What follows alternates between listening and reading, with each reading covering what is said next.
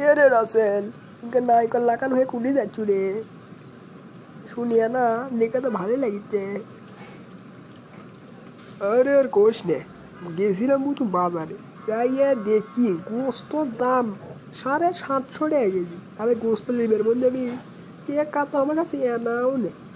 কি করবো তুই এনা কত দেখি, আমার মেহমানকারীকে দাওয়াত দিলাম। কি করা যায়, কি করা যায়? আমার কাছে একটা বুদ্ধি আছে, শুনবো?